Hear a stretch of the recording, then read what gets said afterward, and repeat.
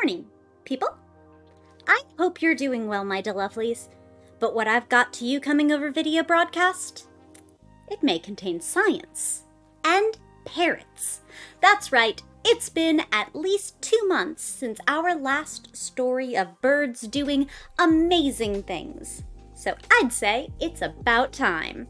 There are 20 million pet parrots in the US alone, and as we've established, they're wicked smart. Like any super smart pet, they need stimulation, and unlike border collies, they don't get to chew through walls when they're bored. Look, I'm not endorsing it, but I get it. Boredom is painful. Now, the best thing for a smart animal companion is lots of interaction and enrichment, but many of us have jobs or life circumstances that make it difficult to devote the time our companions need. It's easy to say, well, then you shouldn't get a parrot, and it's true, most of us shouldn't, but parrots live like a zillion years, so sometimes even the best parrot parent ends up in a situation where they can't do everything they'd like to do for their beloved bird. But if parrots are smart, the researchers studying them are equally so, because I marvel at the mind that developed a solution to be presented at the ongoing High Conference on Human Factors in Computing Systems. It's happening in Hamburg, Germany through the end of the week, though unfortunately early bird registration is over. But seriously, who thinks, you know how I'm going to keep my bird busy? Teach birds to Skype each other. The answer to who thinks that is these researchers from Northeastern, University of Glasgow, and the MIT Media Lab in collaboration with, yes, Parrot Kindergarten, which, no, was absolutely not on my bingo card. In case you're Googling, you're gonna want to go to parrotkindergarten.com, not parrot-kindergarten.com. One is an actual private kindergarten, the other is a delightful bird site that teaches you how to work with and enrich your bird. And it turns out that was a terrific place to gather bird participants with human companions who had, by joining the kindergarten, already demonstrated commitment to engaging their birds. But daydreaming of parrot parties is one thing. How do they make this happen? Well, step 1, you gotta turn the bird into an iPad kid. And while this seems to come naturally to human children, it took a little extra doing with parrots because that beak could smash the heck out of even Gorilla Glass. So they taught the birds to hold the rubber tip of one of those styluses, the kind that don't work quite as well as your fingers, but they're good enough in a pinch or if you have to wear gloves or something, in their beak, so they could interact with the tablet UI without splintering the screen. But once they could manipulate the tablet, birds are actually quite capable of doing so.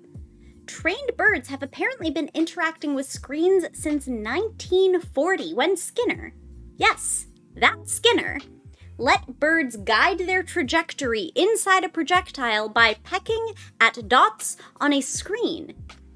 And modern screens have just high enough refresh rates that birds are capable of perceiving video movement, even if there might be a bit of flicker for them. Get it together, Apple. Our parrots need to use Zoom.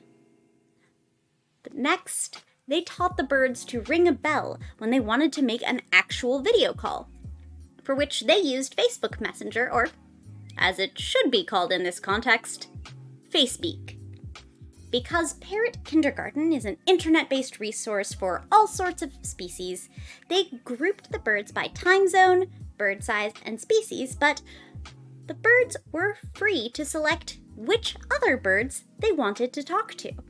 And I want to emphasize how important it was to the designers of this study to ensure that birds were acting of their own volition. While they were treat trained when learning to use the tablet and the bell, once the parrots figured out those skills, the treat training stopped, so that birds would only participate to the extent they were interested not just to receive delicious, delicious snackies. The birds not only had to ring the bell when they wanted to make a call, but also point on a tablet or physical photo to the bird they wanted to call in order to confirm their intent, which, fair. Because if you just gave me a bell, I'd probably ring it every so often just for lulz.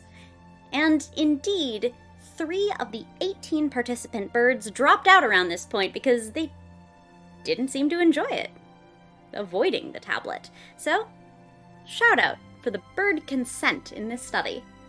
And when the birds got to call whomever they wanted, oh wow did they call! Once they got the hang of it, participant birds consistently maxed out their allowed screen time, which, by the way, was limited for the humans' sake, not the birds.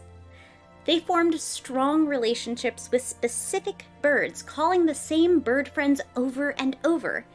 Apparently 2 birds who befriended one another during the pilot study still call each other a year later. There were some cute misunderstandings about how phones work. Sometimes, when a bird on the other end of the line dropped out of sight, their partner parrot would look behind the tablet for the now missing bird or touch the screen to try to make the bird come back. But our birds also benefited from interactions with the other birds. They learned new sounds and foraging behaviors from each other, which one caretaker had actively been trying to teach their parrot but hadn't taken until his teacher was a fellow bird. One bird showed his friends his toys over the camera. Another kept close to the screen, constantly touching his head to the tablet when his friend appeared. Yet another started flying around more as if she realized it was an all right thing to do. These parrots loved their avian socializing so much that some of them chose to message their friends rather than do other tablet-based activities that they actually got treats for. And they really did bond. One pair of bird buddies were both sickly, senior male macaws, and neither had interacted with or barely even seen a fellow macaw in their whole lives. They sang together, danced together, and whenever one moved out of frame, the other would call out, "Hi, come here," to urge his friend to return. The researchers cautioned that if you have a parrot, you shouldn't just throw them on a Zoom call. These birds were choosy about their friends, just like we are, and the human caretakers devoted weeks of training to get their birds to the point where they could meaningfully engage over FaceSpeak. But the findings are tremendous nonetheless. It's amazing that Goffin's cockatoos can make their own tools to solve multi-step puzzles, but parrots are also out here using our tools, actual smartphones, with all of the cognitive complexity that implies. This story doesn't just highlight how smart these birds are, but how social. As someone coming to you through a screen, I gotta say, it all feels pretty familiar in a beautiful way. For all that this research was presented at a human computer interface conference, I'll be honest, birds stole the show. You know, I think I'll be attending their conference next year instead. Virtually, of course. Over FaceSpeak.